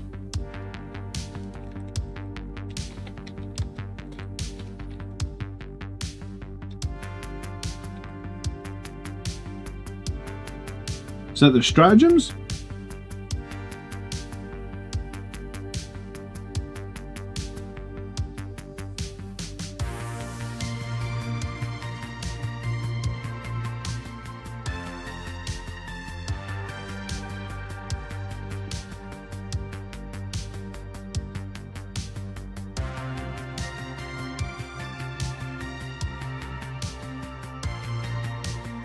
It doesn't seem like they've got that many units, really. I guess Fulgrim and a Demon Prince. I imagine the Demon Prince is pretty darn nasty. Demon Prince with wings of Slaanesh. Melee. It's not as bad as I thought it was. -1 damage. Each time it ends a charge move, select one enemy with engagement range. Reach 4 up this enemy. Alright, so up to 6 mortal wounds when it charges. Okay, yeah, it's pretty nasty. 14-inch move. If they advance, they can charge or shoot something that hasn't been charged or shot that phase. Okay. Cool, yeah, I mean, like I said, if I fight Emperor's Children, I haven't got any concept of, like, their overall strength. I have no experience against them. So it'll be learning experience. Hey, sometimes you play armies at events that you've never played before, and you can beat them. It's not impossible. Alright, next up. Jack Byrne, Adeptus Custodes. I saw this earlier, right? It's like a Shield Captain, Terminator Armor, a Shield Captain, Terminator Armor, Trajan Valoris, Custodians, a Rhino, Alaris Custodians, Wardens, Prosecutors, some Bikes, Witch Seekers, Inquisitors, Draxus. Now, I think these units aren't too bad, but I think that, and they are quite durable, I do wonder how they're going to deal with those stat check knight lists, because I don't think they've got anything in this list that's higher than strength 9. I think the Custodians, the Alaris Custodians, can get like +1 to wound when they make a combat, maybe? But then they're only AP 1? Oh no, it's not +1 to wound. They can re-roll the wounds. I mean, statistically it's about the same, right? Like +1 to wound is like an extra 16%. Re-rolling the wounds is maybe a little bit higher. They can get +1 to hit and +1 to wounds. Jared, did you beat Emperor's Children yesterday? So yeah, this first Custodian list is kind of standard infantry Custodians, lots of difficult to kill blocks, some Bikes. I feel like I could probably play around this and do pretty well. I guess everything's on its 4-up inva and everything's got decent toughness. So in all the tournaments, who handles the stat checks well? That's a good question. Out of all the lists we've seen so far,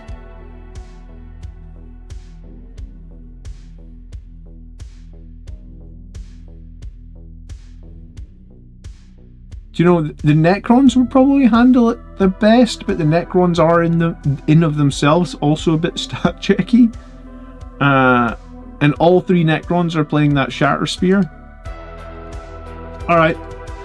Next Custodians list is the Blade Champion, Alaris Terminators, Trajans, so similar characters. Big units of Custodian Guard again. Allar's Custodians again. Wardens, Prosecutors, 1 squad of bikes in this list. So both of them are very infantry heavy lists. Both of them have a small unit of bikes. I don't know what the win rate on Custodes is right now. Am I missing? Like, are they? Excuse me. Are they really strong right now, or it's been a while since I played Custodes. I have been beaten by them. I have been like caught out by them doing more damage than I might expect them to do. But it doesn't look like any of those. It doesn't look like either of those lists are crazy scary. And it's a lot of 2 damage. So if you're good against 2 damage, and I do think they might struggle into some of the stat check stuff. So Trajan is toughness 6, 2 wounds. Sorry, 2 up 7. 5 up feel no pain. Ignore all modifiers to ballistic and weapon skill. Once per battle, you can get 12 attacks. That's pretty cool. Or you can have a 2 up invuln save. That's also pretty cool. Man, that's what we need for fucking Dante. Get rid of that stupid battle shock aura and give us a 2 up invuln. Come on. Come on.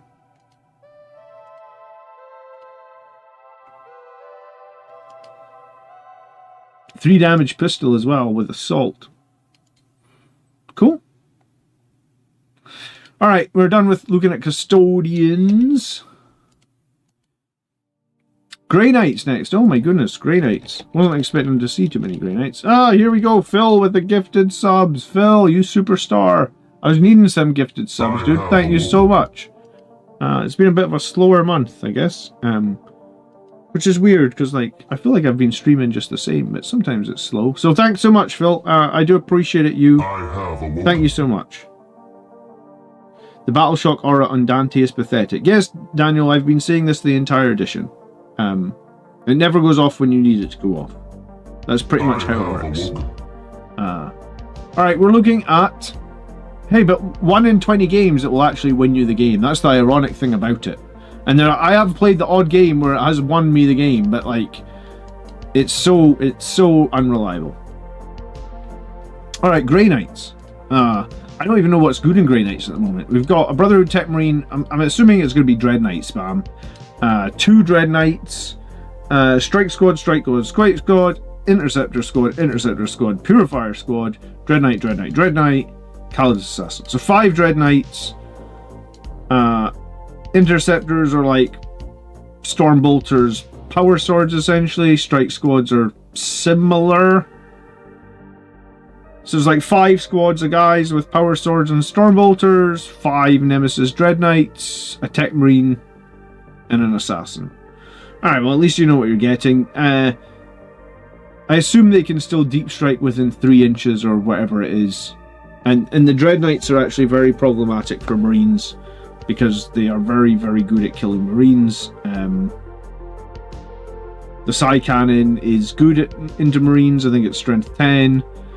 And the Flamer is pretty good into Marines as well.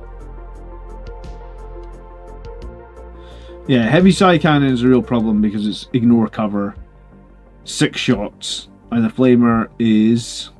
Oh, it's not the Flamer he's taking the Gatling Silencer. Normally people take the Flamer, but 6 or half a dozen. AOC is good mitigation against Grey Knights. Yeah, their AOC is very good as well, actually. Because if you're hitting them with low AP stuff and they can remove your AP, it's actually very strong. Alright, so that's a 5 Dread Knight spam with 5 squads. The next list is a captain, Castellan Crow, Calder Drago, Terminators, Strike Squad, Dread Knight, Purifier Squad. Purifiers are the Flamers, by the way. So one guy, like 10 with Flamers, 3 Dread Knights, 15 Terminators. Those Terminators are cool because, if I remember correctly, they can bring someone back to life every turn. Is that right? Brotherhood Terminator Squad? Or is that only the Imperial Agents version of them? What do these guys get? They get lethal hits. Yeah, they get a North Seam, which brings one guy back to life, and the Terminators are OC3 per model as well. So yeah, so Terminators that are bringing one guy back to life each turn, they're OC3. They're going to be doing deep strike shenanigans all over the board. Okay. Both those lists are pretty difficult to deal with. I don't like either. I actually can't remember the last time I beat Grey Knights. I feel like they always have some trick up their sleeve that make it difficult for Blood Angels to beat them. Miles playing Genestealer Cults now. We're getting towards the end of the list. There's 1, 2, 3, 4, 5, 6 lists left to look at. Genestealer Cults are an army that I'm not familiar with at all. Miles promised to give me a practice game before this tournament, but he's bailed on me. I think he was obviously worried that I would learn his list and then beat him at the event, so we haven't had that practice game.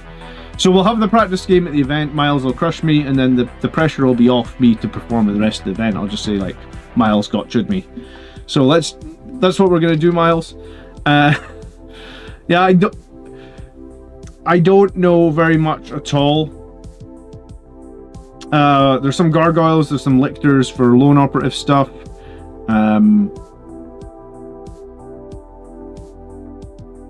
There's a few ridge runners. These are like the little trucks they get. There's rock grinder trucks. There were some acolytes with hand flamers. I believe some of his guys can come back to life. There's a 10-man squad of pure strain Genestealers. How good are pure strain Genestealers? They're not as scary as they used to be. Advance and charge, and they are infiltrators. I mean, maybe a bit scary. 4 attacks per model, so it's 40 attacks. They're only strength 4. Okay. Yeah, I don't know anything about Genestealers. If we play it, it'll be a learning experience. Alright, we are talking Imperial Guard next. I was thinking, why are they not coming up? Astra Militarum. Ronald, please don't be Bridgehead. Please don't be Bridgehead. Please don't be Bridgehead. The Ridge Runners are my favourite looking vehicles in 40k. What unit of Miles should you be killing first? Is it the Ridge Runners? Alright, it's Hammer of the Emperor, Astra Militarum. A Leman Russ Commander, a Leman Russ Commander, a Leman Russ Commander. A Hellhound, a Leman Russ Battle Tank, a Leman Russ Battle Tank, a Leman Russ Demolisher, a Leman Russ Demolisher, a Leman Russ Demolisher, Scout Sentinel, and a Scout Sentinel. Well, he'll be able to deal with those big knights. Let's hope that he crushes them, and then we have to deal with all his tanks. That does seem like a lot of Leman Russes. There's 1, 2, 3, 4, 5, 6, 7, 8 Leman Russes. Leman Russes these days are how much toughness? 11? 2 up save?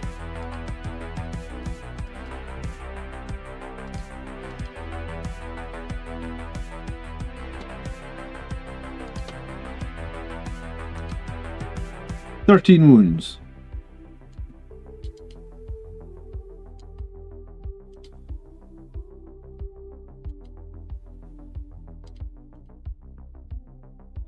They've got the good old Demolisher Cannon. Where's that?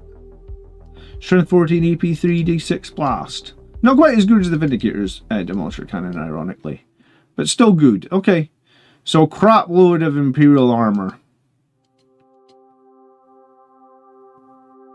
See, I see one of our other Blood Angels lists in this event has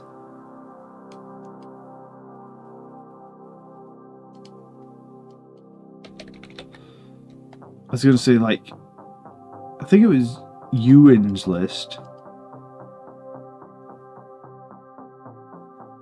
has a Gladiator Lancer and 2 Ballistus Dreadnoughts. Can that punch into, like, 1, 2, 3, 4, 5, 6, 7, 8, 9, 10, 11. So, like, 10 2 up save, 13 wound tanks. It's tough, isn't it? Right? Like, that's a lot of tanks. If they can see you, you can probably... Sorry, if you can see them to shoot at them, they can probably see you right back. Ronald hates invulnerable saves, does he? Well, my list doesn't have all that many invulnerable saves. Okay, so Chaos Space Marines and Tyrannids is all that's left. Chaos Space Marines. I'm trying to think last time I played against CSM. I remember playing against Abaddon, but maybe he was allied to something else. So, oh, Brett must... Yeah, do you know what? Brett plays CSM, but I don't think we've played Chaos Space Marines in ages. He's been playing World Eaters. So, Abaddon, a Terminator, the Master Executioner, and a Sorcerer. We've got Legionnaires, we've got a 5-man Terminator squad, we've got a Vindicator tank, we've got Chosen, Forge Fiend, Obliterators, Possessed, and Nurglings. Oh, cool, okay.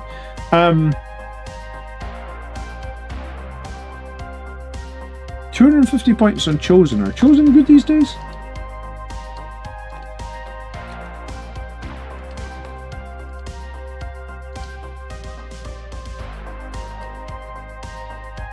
Fall back, charge, advance and charge. Okay, I mean, I'm not super familiar with playing against Chaos Space Marines, but I feel like this is something I could deal with. A Vindicator, a Forge Fiend, Obliterators. Yeah, I feel like I could deal with that. Maybe I'm wildly underestimating it, but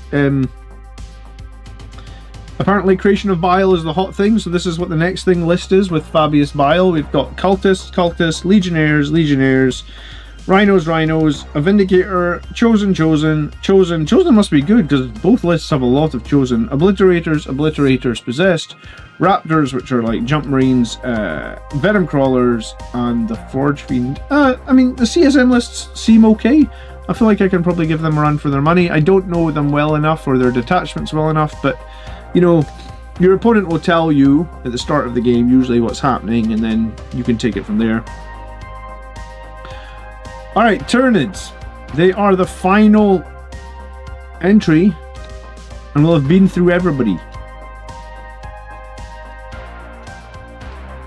So what I like to do, I suppose, is like for an event, is look at my first matchup on day 1, and then spend time looking at my first matchup on day 2.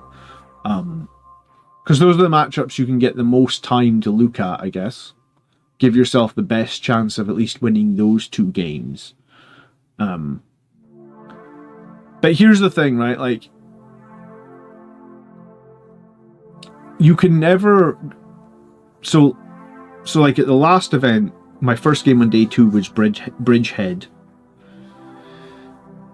And sometimes I feel like you can know what a list can do, but you'll never be able to beat it without having played it. Does that make sense? So like, let's just say I play that Chaos Space Marine guy and I beat him. Or even if it doesn't really matter if I win or lose. I guess my point is, once I've played him, I will know that army a lot better, or I'll know what they are trying to do a lot better. And I think this is something that comes down to like going to events regularly. And the only way you will be able to consistently do well at events is by going to them regularly. So even if you go to an event and don't do as well as you hope you will do, as long as you learn something in the event, it's probably fine. Alright, Neuro Tyrant and the Swarm Lord. I have no idea what the dedicated transport Pyro height is. A Horspex, a Malceptor, a Norn Assimilator. I've seen a lot of these lists use Norn. I've never fought against a Norn. Pyrovores, a Screamer Killer, a Toxicrene, a Trigon, a Tyrannofex, a Tyrant Guard, and Zonodropes. This list has a little bit of everything. And it actually doesn't have as many big monsters as you might think. So then the Norns, and I think the very next list is going to be, I think it's this one, where it's like Parasite, Parasite, Biovores, Lictor, Lictor, Lictor, Norn, Norn, Norn, Norn, Norn, Norn. So this list has 6 Norns. The Norn is that new unit that they took out recently. 2 up save, 16 wounds, 4 up invuln. In shooting, I mean, it's got the equivalent of some sort of melt-a-gun here. In melee, it's okay. It's got 4 up field no pain against mortals at the start of the battle round. At the start of the first battle round, you can select one until the end of the battle makes an attack. You can reroll hits and wounds. Select one objective marker while it's within range, you get 5 up. And you get OC 15 if you're within range of that objective marker. Well, that's pretty fucking nice, isn't it? OC 15, whose idea was that?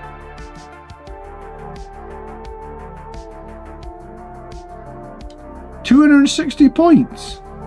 Cool.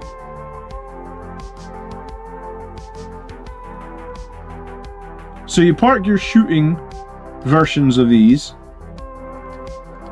and then you just out OC everything in the other version that is the assimilator. Same defensive profile, only has 2 shots with a spear on close range. Much better melee though. Much better melee, 10 attacks.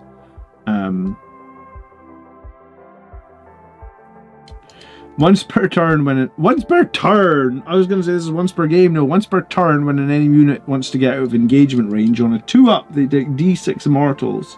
Ow!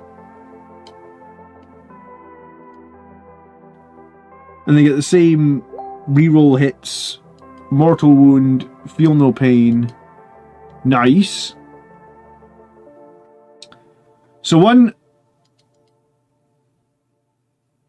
So this list looks horrific to deal with.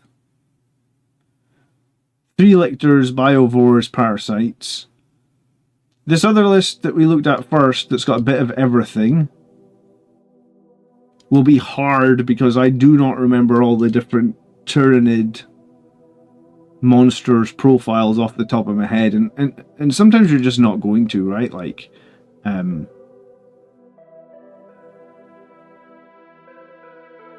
it's hard. Like, the Malceptors used to be a huge problem, and you used to always want to defeat the Malceptors first.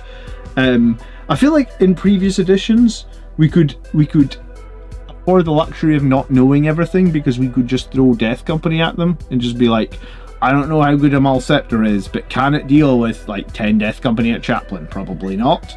You know, that's what you're playing first. What, you're playing against all the Norns, Miles? No way, really? Oh, I feel sorry for you, dude. I wasn't really looking forward to my first matchup, but like, God.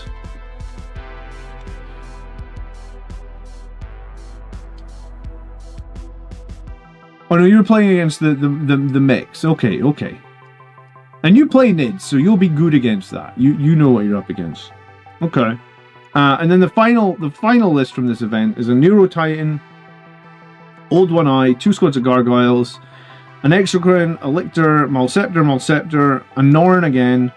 I feel like the Norns probably work better in like 1s or 2s, because you just pick 2 objectives and get them on there for the OC 15, right? It's basically a big knight list with 6 Norns instead of 4 big knights. Yeah, I think you're pretty much right there, Kyle. Pyrovores, Tyrannofex, Zonothropes.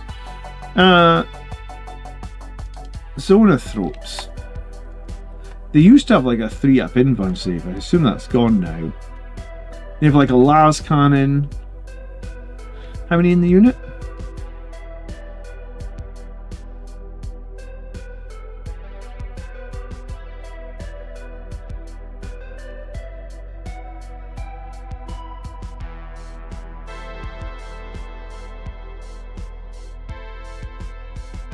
Five. Okay. 5 Zonothropes, 1 Neurothrope.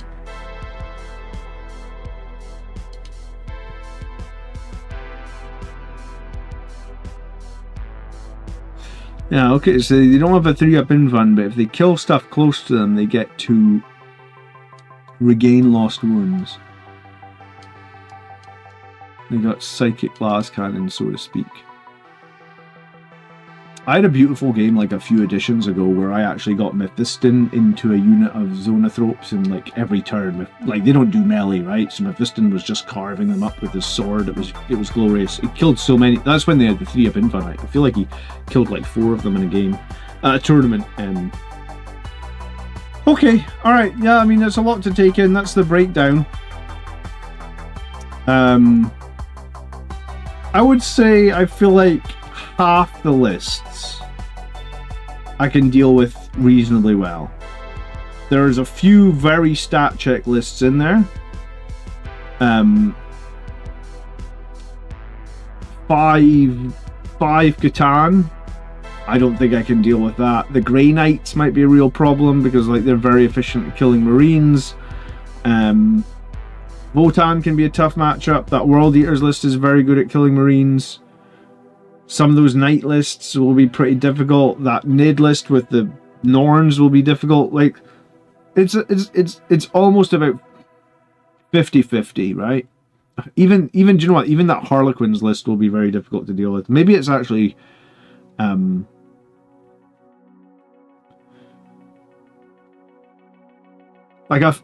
yeah. So if I'd say like I feel like I can deal with Tau. That's 4 enemy lists. I can probably deal with most of the Space Marine lists. So that's like 13 lists. I can probably deal with Sisters, Custodes, CSM. Yes, I think it's like half the lists I feel like I'm okay against. Half the lists I feel like I will have very tough matches against. So the goal is 3-2. 3 wins, 2 losses. I would like to get the wins earlier in the day, so I'm playing against better players, but you never know how that's gonna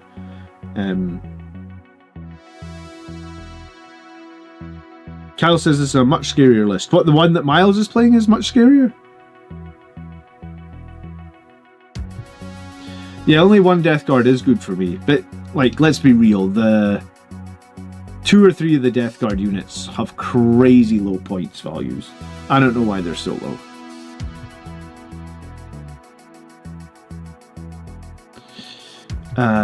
I mean, with this many players, the winner is going to go 5-0, right? Because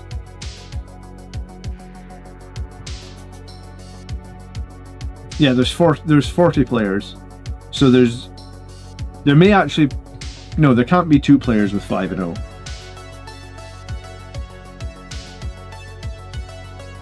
But yeah, statistically, with 32 players, only 1 player can be 5-0.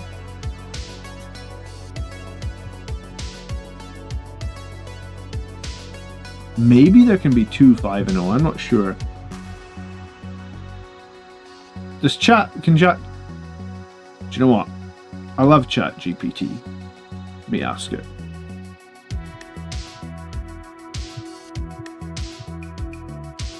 If I have a tournament with 40 players, how many players can be undefeated in 5 games, please?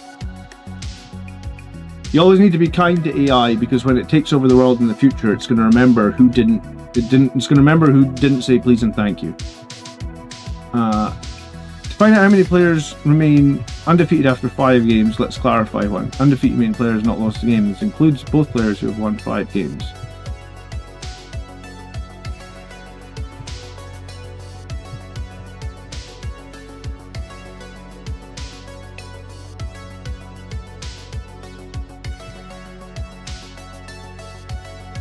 God, look at the formula it kicked out.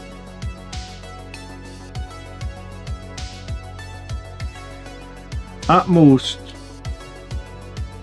Alright, hold on. Do the calculation again.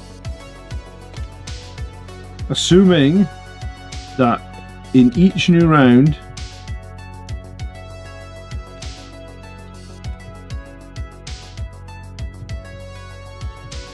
players get matched against a new opponent where possible that has the exact same wins and losses. Assume games cannot be drawn, i.e. there's always a winner or loser.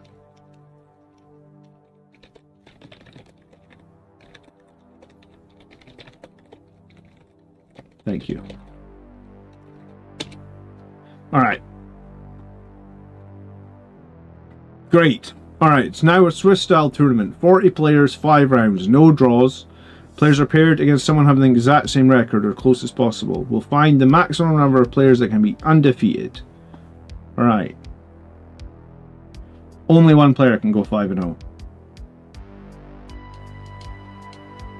But you could potentially have...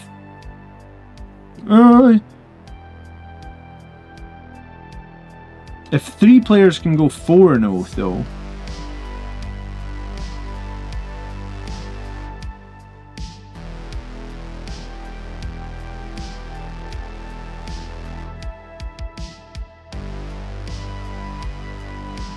But I don't know. I feel like ChatGPT usually knows. It's right though, like in game 3, 5 people win. So right, so in game 1, 20 win, then 10, then 5. So in game 4, there's 5 people that have won already. 2 are paired up, 2 are paired up. The last one isn't. So I think you can get 3 people at 4-0. So I think potentially the second top table could actually win there as well. I think you could get 2 5-0 with that many. But it's telling me only one can go undefeated. Yeah, it's pretty crazy, the AI overlord. You know, generate me a photo for my channel member Hadley. The photo should be of a blood angel saluting the AI overlord. Thank you.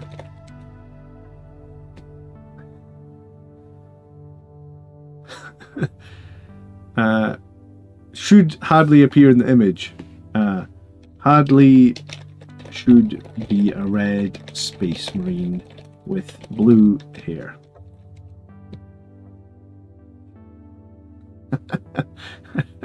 It's honestly nuts how powerful this is. But yeah, okay. It's processing images. Lots of people are processing images. Slopstream, yippee. I use it mainly for like data analysis or complicated maths or questions like that where you just can't. You know, I asked it to look at some of my thumbnails and tell me how I could make them better, because I don't think I'm very good at thumbnails, and like it would generate me a new thumbnail. I don't plan on using the new one, but at least it gave me an idea of like what I was doing wrong. But yeah, that's it. That is it. That's the breakdown. 3 and 2 is the aim. Anything better than 3 and 2 is a massive win. I haven't used Grok, dude. I don't pay for AI, I'm afraid. But ChatGPT has been very useful for me for like, you know, like sometimes just like even like brainstorming out ideas. Brainstorming YouTube video titles. I'm not very good at writing titles. So I might ask it to do like, hey, here's my YouTube video title. Could you make 10 more versions of it that are more engaging? And sometimes like, it's more about like inspiration for me.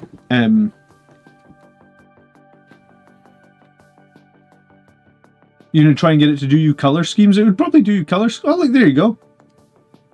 That's you, Hadley, saluting the AI overlord. Dude, it blows my mind how good it is at doing stuff. Like, yeah, it's not great right now, but where the hell is it going to be in 10 years time? You know, like 10 years time, you can probably make a movie. Many finger segments. Yeah, 1, 2, 3, 4. Do you know what? Maybe that's like 3 segments on the pinky and then 4 on the... I don't even know what you call your 4th finger over. Anyway, I need to go and do some painting for this event tomorrow. I've been painting a Vindicator tank. I've been painting a Blade Guard Ancient. The Custodes all get +1 to wound in the lines detachment, so the Terminators can divide into single units up and down. That's one of my armies. Oh yeah, they can unleash the lions. Yeah. 4th finger is the ring finger. I should know that, considering I have a ring on that finger, eh? Guys, thanks so much for watching. Please leave a like if you got any value out of tonight's stream. Give Hadley a salute. I'm actually impressed. I actually think, considering how little I gave it, right? Like, I just said, like, give me a red Space Marine with blue hair saluting an AI overlord. I did thank it, though. The enhancement gives them +3 strength and 1 AP in damage. The shield captain can solo a knight. Okay.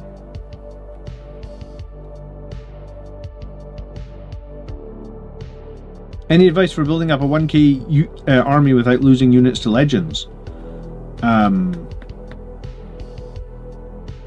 Just don't buy firstborn units, dude. If you bought the combat patrol, everything in the combat patrol is going to be fine for a while. Yeah, I'm working on the Blade Guard Ancient, dude. Yeah, 100%. He's coming to the tournament.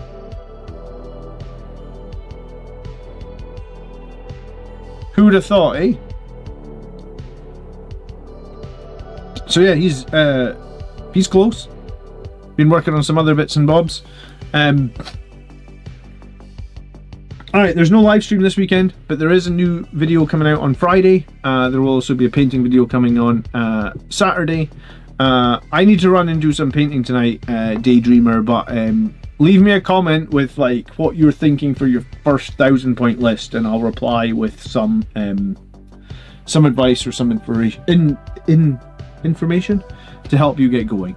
So cool, guys, thanks very much for hanging out, tuning in. We'll see you for a new tactics video on Friday. The video on Friday is what people were asking about. Is Dante worth it? So yeah, that's coming Friday. So and I'll post some photos or some pictures from the tournament that I'm at this weekend, probably on my Facebook page. So if you're not followed over on Facebook yet, you could do that. I'd appreciate it. I'm super close to 1,000 followers on Facebook. I'm at like 987, and I've been there for like weeks. I notice everybody